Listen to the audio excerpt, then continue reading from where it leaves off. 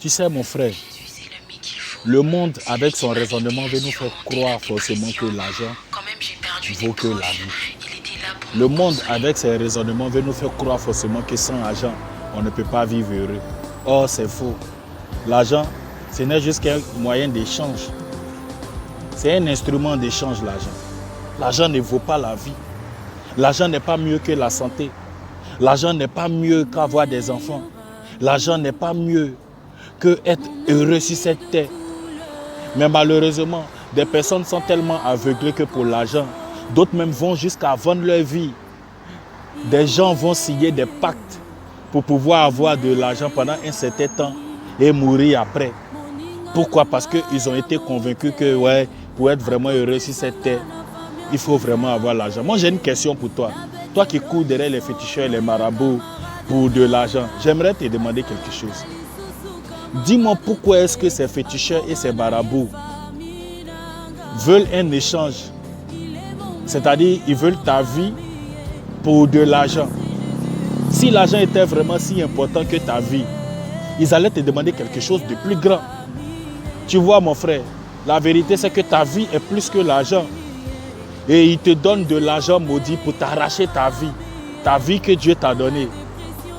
C'est malheureux. C'est malheureux de vous voir courir à chaque fois derrière les féticheurs, les marabouts. Ouais, pour de l'argent. Votre soif d'argent vous font faire des sacrifices humains.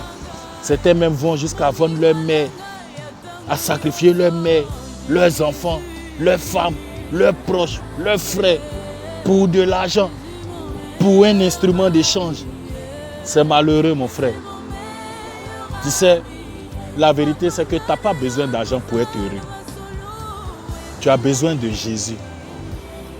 Pour vivre heureux, c'est de Jésus que tu as besoin. Tu n'as pas besoin d'argent.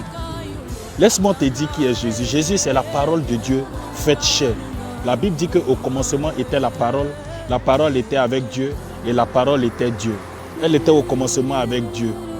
Et la parole fut faite chair après, elle est venue au milieu des siens. Et les siens ne l'ont point reçue. Mais la Bible nous dit qu'à tous ceux qui l'ont reçu, elle leur a donné le pouvoir de devenir enfants de Dieu. Au fait, ce que tu dois savoir, c'est que la parole qui est devenue chair, c'est Jésus. Marie, c'était une vierge qui a reçu une parole et ensuite qui a enfanté un fils qu'on a nommé Jésus. Alors, c'est de ce Jésus-là que tu as besoin, mon frère. Pour pouvoir vivre heureux, c'est de Jésus que tu as besoin. Parce que la vie même a été faite par lui et pour lui. Alors, mon frère, arrête de courir derrière les féticheurs, derrière les marabouts, derrière les occultistes, croyant que eux, avec l'argent qu'ils vont te donner, tu pourras vraiment vivre heureux. Non, mon frère, tu te trompes. Au contraire, tu cours à ta perte. Tu as un passage sur la terre. Mais il y a encore quelque chose qui t'attend. Il y a le jugement de Dieu. Et après ce jugement, soit tu iras en enfer, soit tu iras au paradis.